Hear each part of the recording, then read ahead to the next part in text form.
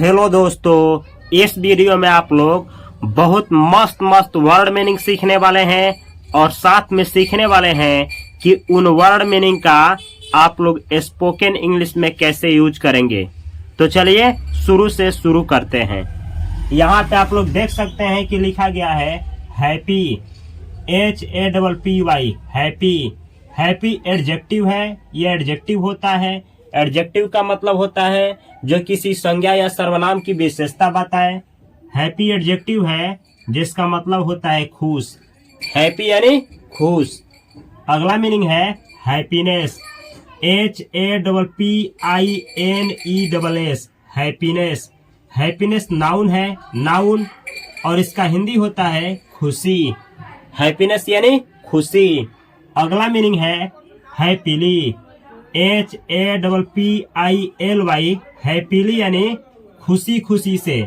यहाँ एडी भी लिखा गया है। एडी भी का मतलब हुआ यह एडवर्ब है।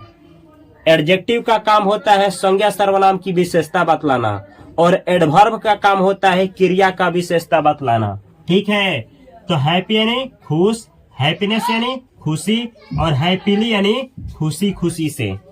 जिस तरीके से वर्ब का 5 रूप होता है उसी तरीके से एडजेक्टिव का 3 रूप होता है। जैसे हैप्पी एडजेक्टिव का नोट में यहाँ पे लिखा हूं मैं 3 रूप, हैप्पी, हैप्पियर, हैप्पीएस्ट। अब इसको समझना है कि कब हैप्पी, कब हैप्पियर और कब हैप्पीएस्ट का यूज होता है।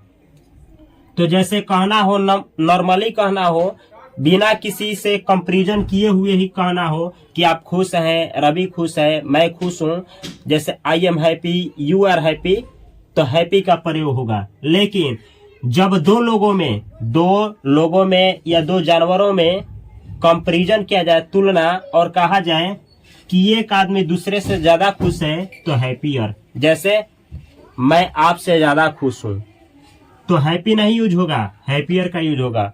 राम रवि से ज्यादा खुश है, अब दो लोगों की तुलना हो रही है खुशी की, तो हैप्पियर का यूज होगा। लेकिन हैप्पीएस्ट का यूज वहां पे होता है जहां एक की तुलना सबसे ज्यादा के अर्थ में किया जाए बहुत लोगों से। जैसे राम इस क्लास में सबसे ज्यादा खुश है, उस क्लास में बहुत छात्र छात्रा हैं, लेकिन उसमें सबसे ज्यादा खुश कौन है? राम। मैं सबसे ज्यादा खुश हूँ, इसका मतलब क्या? तुलना किया गया है, बहुत लोग हैं वहां पे, मैं सबसे ज्यादा खुश हूँ, तो वहां पे यूज होगा हैप्पीएस्ट। कैसे होगा, वीडियो को अंत तक देखें, लास्ट में इसका यूज करके आप लोगों को डिटेल में सिखाएंगे। अगला एडजेक्टिव है अनहैप्पी। ये जो हैप्पी है इसी में अन लगा दीजिए, बन जाता है अनहैप्पी। ये भी एडजेक्टिव है। अनहैप्पी का हिंदी होता है दुख। अनहैप्पी यानी नाखुश, यानी अप्रसन्न या दुख। ठीक है, अनहैप्पी एडीजे लिखा गया है। एडीजे का मतलब हुआ एडजेक्टिव है। ये मीनिंग एडजेक्टिव का काम करेगा। अनहैप्पी से बना है अनहैप्पीनेस। अनहैप्पीनेस नाउन है, नाउन, जिसका अर्थ होता है दुखी। अनहैप्पीली, अनहैप्पीली का मतलब होता है दुखी से। अनहैप्पीली क्या है? एडवर्ब है। एडीवी का मतलब एडवर्ब। अब ये एडजेक्टिव नाउन एडवर्ब क्यों जानना जरूरी है? इसलिए कि एडजेक्टिव जो होता है किसी नाउन या प्रोनाउन का विशेषता बतलाता है।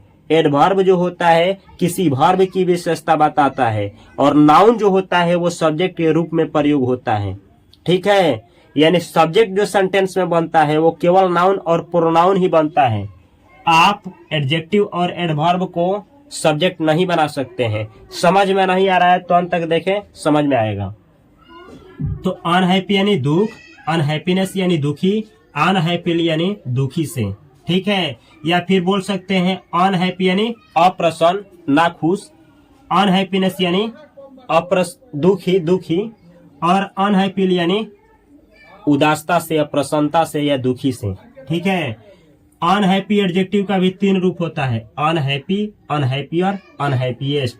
जो आदमी दुख हो तो अनहैप्पी, दो लोगों में से तुलना करके बतलाना हो कि ये आदमी उससे दुखी है तो अनहैप्पियर। अब तुलना किया जाए बहुत लोगों से, उसमें से जो सबसे ज्यादा दुखी हो उसके लिए अनहैप्पीएस्ट। ठीक है, अगला मीनिंग है सैड, SAD। सैड एडजेक्टिव है। एडीजे का मतलब एडजेक्टिव, सैड एडजेक्टिव है, यानी इसका प्रयोग किसी संज्ञा सर्वनाम की विशेषता बतलाने के लिए किया जाएगा। सैड का हिंदी होता है उदास या दुख, दुखी आदमी को सैड यानी उदासी या दुखी।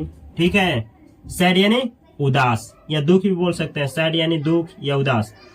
इसी से बना है सैड से सैडनेस। सैडनेस क्या है? नाउन, इसका हिंदी होता है उदासी। सैडनेस यानी उदासी। अगला मीनिंग है जो सैड से बना है सैडली। सैडली एडवर्ब है जिसका हिंदी होता है उदासी से। तो सैड, सैडनेस, सैडली। सैड यानी उदास, सैडनेस यानी उदासी और सैडली यानी उदासी से। जैसे आप उदास हैं, यू आर सैड। ठीक है, और कहना हो आप उदासी से पढ़ते हैं, यू रीड सैडली। कोई क्रिया उदासी से किया जाएगा तो सैडली का यूज होगा। कैसे होगा सिखाएंगे इसी वीडियो में। अगला है, यहाँ पे नोट में लिखा गया है सैड का 3 रूप, सैड, सैडर, सैडेस्ट। इसका प्रयोग एक आदमी के लिए होगा, इसका प्रयोग 2 की तुलना के लिए होगा, इसका एक का तुलना जब बहुत से किया जाए। इसको बोला जाता है पॉजिटिव डिग्री, इसको बोला जाता है कंपैरेटिव डिग्री और इसको बोला जाता है सुपरलेटिव डिग्री। 3 डिग्री होता है, 3 फॉर्म होता है एडजेक्टिव का। पहले वाले को पॉजिटिव, दूसरे को कंपैरेटिव और तीसरे वाले को सुपरलेटिव डिग्री बोला जाता है। ठीक है, अगला मीनिंग है लकी, LUCKY। लकी एडजेक्टिव है। लकी का मतलब होता है भाग्यशाली। लकी से बना है लक, यह नाउन है। लक का हिंदी होता है भाग्य। और लकी से ही बना है लकीली, LUCKILY, लकीली। ये एडवर्ब है। ADV का मतलब एडवर्ब, ये एडवर्ब का काम करेगा लकीली। इसका मतलब होता है भाग्य से। तो आपका मीनिंग है लकी भाग्यशाली, लक भाग्य, लकीली भाग्य से। ये लक एडजेक्टिव है। इसका 3 रूप यहाँ पे लिखा गया है नोट में, लकी, लकियर, लकीएस्ट। जब एक आदमी भाग्यशाली हो तो लकी, जब 2 की तुलना किया जाए, जैसे मैं आपसे ज्यादा लकी हूं, I am luckier than you. Luckier, 2 की तुलना में लकियर का यूज। और जब तुलना एक आदमी का या किसी का तुलना बहुत लोगों से किया जाए और सबसे बतलाना हो कि सबसे ज्यादा भाग्यशाली है तो लकीएस्ट। जैसे I am the luckiest in the world, मैं दुनिया में सबसे ज्यादा भाग्यशाली हूँ। नहीं समझ में आ रहा है सेंटेंस तो अंत तक देखे, आपको सिखाएंगे। ठीक है, ये देखिए कितना मस्त मस्त मीनिंग आप लोगों के लिए लाया गया है। अगला है सक्सेसफुल, SUCCESSFUL। सक्सेसफुल एडजेक्टिव है। ऐसा मीनिंग जिसके लास्ट में लगे FUL, वह मीनिंग एडजेक्टिव का कार्य करता है। सक्सेसफुल एडजेक्टिव है जिसका मतलब होता है सफल। सक्सेसफुल यानी सफल।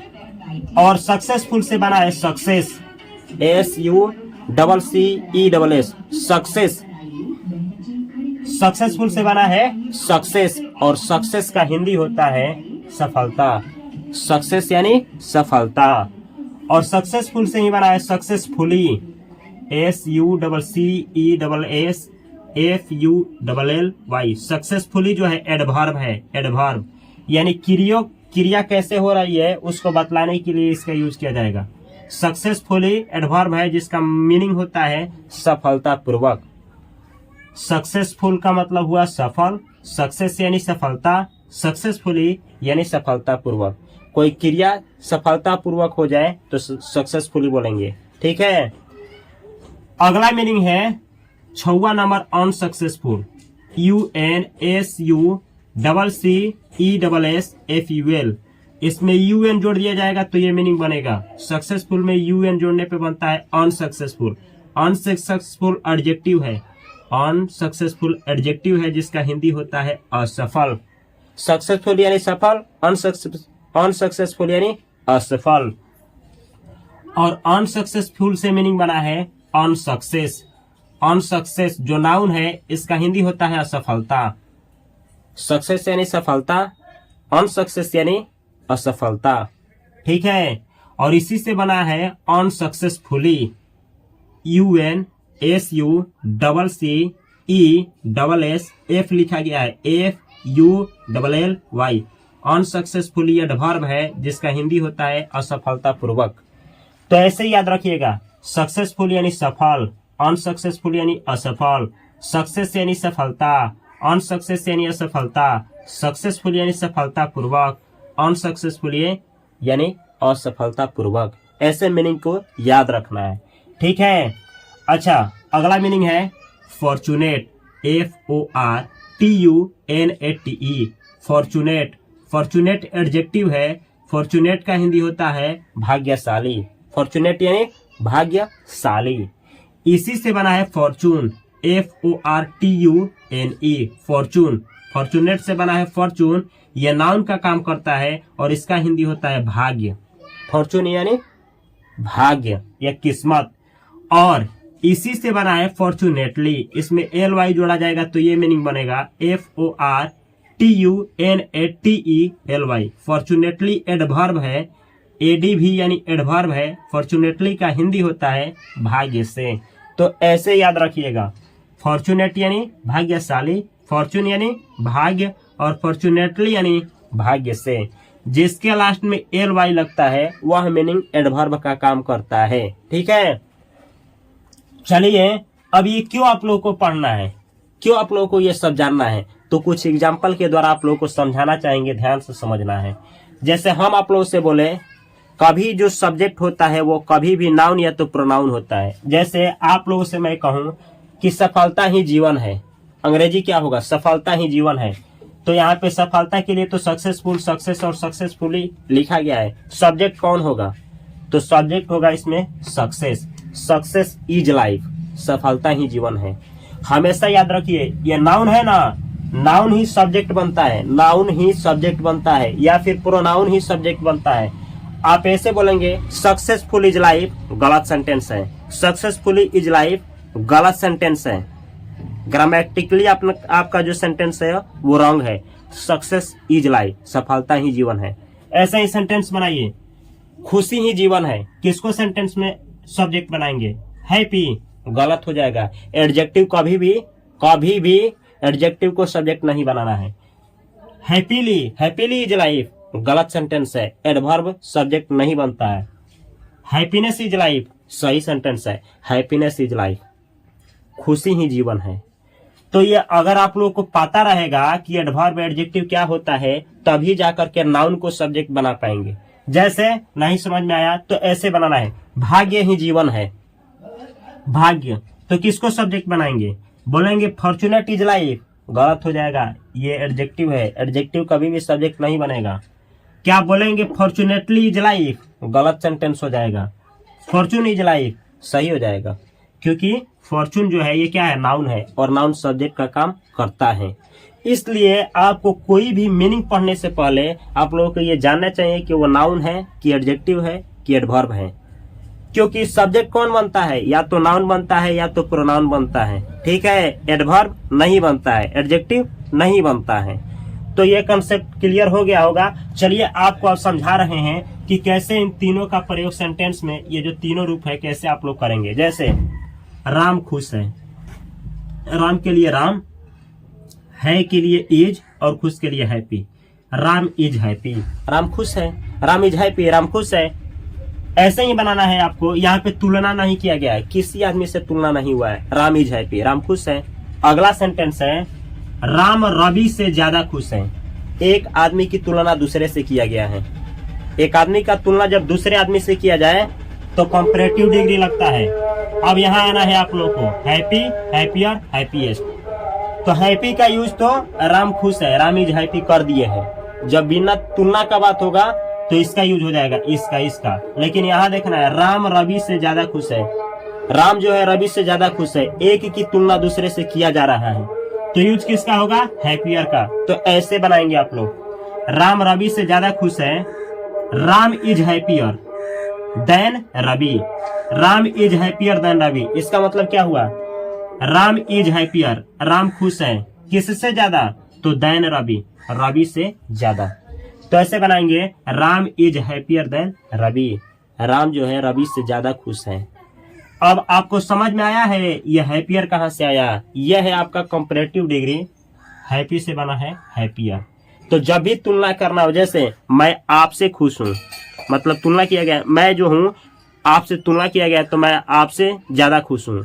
आई एम हैप्पियर देन यू, मैं उससे खुश हूं। I am happier than he, कोई मेल है तो ही और फीमेल है तो सी। अभी समझ में नहीं आ रहा है तो कोई बात नहीं, ध्यान से देखिए। अगला सेंटेंस है, जैसे ये बोला जाए, इसका यूज कैसे होगा? जब एक की तुलना बहुत से करना हो और कहना हो कि ये सबसे ज्यादा खुश है। जैसे राम सबसे खुश है, सबसे ज्यादा खुश है, यहाँ ज्यादा छूट गया है, राम सबसे ज्यादा खुश है। तुलना के अर्थ में बतलाना है कि राम जो है सबसे ज्यादा खुश है। अंग्रेजी क्या होगा? राम इज। तुलना के लिए बतलाना है, तुलना के अर्थ में बतलाना है कि सबसे ज्यादा, तो इसका प्रयोग होगा हैप्पीएस्ट। तो ये लिखे हैं हैप्पीएस्ट। फिर ये द कहां से घुस गया है? तो याद रखना है, दुनिया का कोई भी एडजेक्टिव हो, सुपरलेटिव एडजेक्टिव के पहले द लगता है। जैसे ये है पॉजिटिव, कंपैरेटिव, सुपरलेटिव, इसके पहले द लगेगा। अनहैप्पी, अनहैप्पियर, अनहैप्पीएस्ट, इसके पहले द लगेगा, ये सुपरलेटिव डिग्री है। सैड, सैडर, सैडेस्ट, ये जहां सैडेस्ट आएगा इसके पहले द लगेगा। लकी, लकियर, लकीएस्ट, ये जहां लकीएस्ट आएगा इसके पहले आर्टिकल द आएगा। समझ में आया है? तो ये है Ram is the happiest, Ram सबसे ज्यादा खुश है, इसलिए ये द आया है क्योंकि ये सुपरलेटिव डिग्री है। अब कहना हो कि राम सबसे ज्यादा उदास है, राम सबसे ज्यादा उदास है, राम इज द, उदास में देखिए सुपरलेटिव डिग्री, सैडेस्ट, यहाँ पे होगा Ram is the saddest, Ram सबसे ज्यादा उदास है। इस तरीके से आप लोग बहुत सारा सेंटेंस बना सकते हैं। ठीक है, चलिए एक और सेंटेंस देखा जाए, सैड पे कैसे बनाएंगे। राम सबसे बुरा है, सॉरी, राम आप उदास हैं, इसका बनाइए अंग्रेजी, आप उदास हैं, आप उदास हैं। अंग्रेजी क्या होगा? आप उदास हैं, आप के लिए यू, है के लिए आर, उदास के लिए सैड, यू आर सैड, आप उदास हैं। अब आपको यह सोचना चाहिए कि सैड का मतलब उदास होता है, फिर ये तीन होता है, सैड, सैड और सैडेस्ट।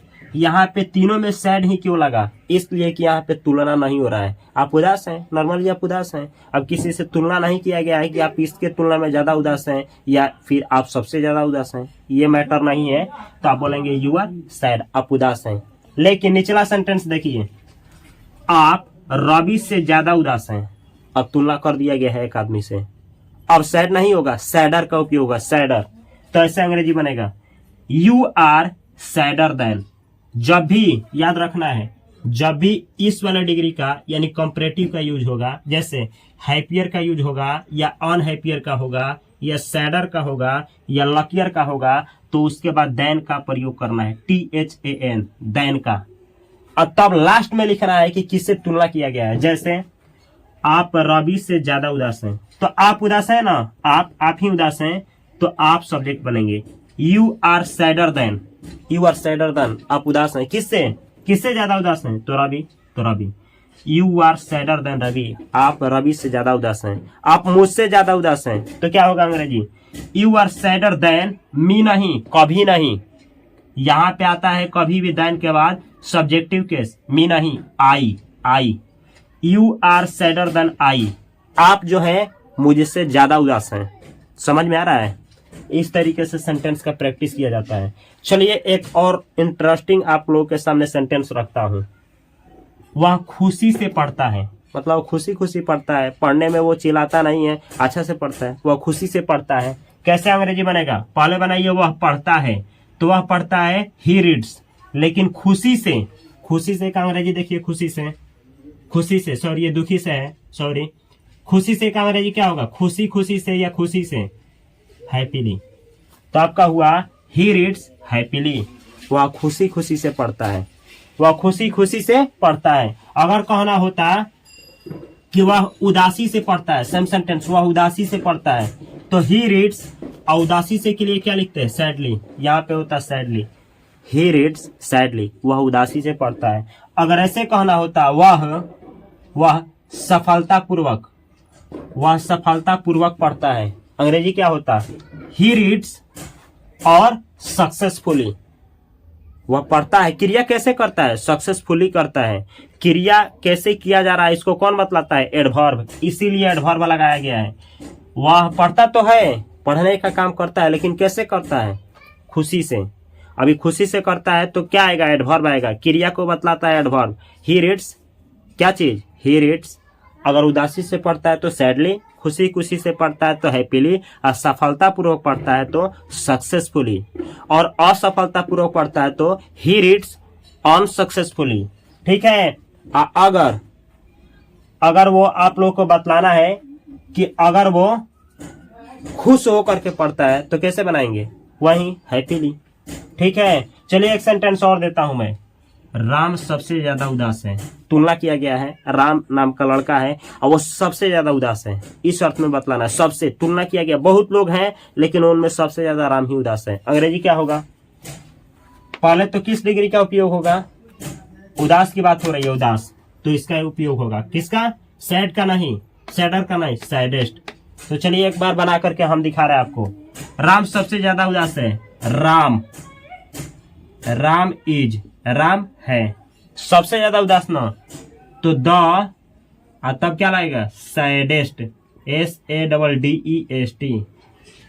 अंग्रेजी हुआ Ram is the saddest, Ram सबसे ज्यादा उदास है। इस तरीके से आप लोग क्या करेंगे? बहुत सारा सेंटेंस प्रैक्टिस करेंगे। चलिए एक आप लोगों को हम दे रहे हैं सेंटेंस, इसको कमेंट बॉक्स में कमेंट करना है। इस पे दे रहे हैं हम लकी, लकीर, लकीएस्ट, तो देंगे राम सबसे ज्यादा भाग्यशाली है। राम का तुलना किया गया है कहीं पे और वो बहुत लोग वहां पे हैं और उसमें से सबसे ज्यादा भाग्यशाली राम है। इसको जहन में रखते हुए आप लोग इस सेंटेंस को बनाएंगे। राम सबसे ज्यादा, राम सबसे ज्यादा, सबसे ज्यादा, सबसे ज्यादा, राम सबसे ज्यादा भाग्यशाली है, भाग्यशाली है। यहाँ पे लिखा गया है राम सबसे ज्यादा भाग्यशाली है। देखिए सेंटेंस को अच्छा से, राम जो है सबसे ज्यादा भाग्यशाली है, इसका अंग्रेजी क्या होगा, किसका प्रयोग होगा और क्यों होगा, इस वीडियो के डिस्क्रिप्शन बॉक्स में आप लोगों को इसका अंग्रेजी क्या होगा लिखना है। ठीक है, तो यह है आप लोगों का कुछ छोटा सा प्रयास जिसमें अंग्रेजी सिखाने का प्रयास किया गया है। अगर आप लोग चाहते हैं कि डिटेल में अंग्रेजी सीखें और बेहतर अंग्रेजी सीखें, तो हमको पता नहीं कि इस वीडियो को आप लोग किस सोशल मीडिया पे देख रहे हैं। डिटेल में इंग्लिश सीखना है तो यूट्यूब पे English by Upendra sir channel को सब्सक्राइब करिए, सर्च करिए। अगर आप यूट्यूब पे ही देख रहे हैं इस वीडियो को, तो ये जो चैनल है इंग्लिश बाय उपेंद्र सर, इसको सब्सक्राइब करिए, बेल आइकन की घंटी को एक्सप्रेस करिए और प्लेलिस्ट में जा करके आप लोगों के लिए एक स्पोकन कोर्स दिया गया है जिसमें डे 1, डे 2 और बहुत सारा वीडियो है। 100 से ऊपर का वो प्लेलिस्ट है, 100 से अधिकतर उसमें वीडियो है स्पोकन के ऊपर। वो सब वीडियो को देखिए और नोट बनाइए और प्रैक्टिस करिए, आप भी बेहतर अंग्रेजी सीखिए। और मैं मिलता हूं अगली वीडियो में अगले टॉपिक के साथ, एक मस्त वीडियो के साथ। तब तक के लिए आप सभी को बहुत सारा प्यार। Thanks for watching this video.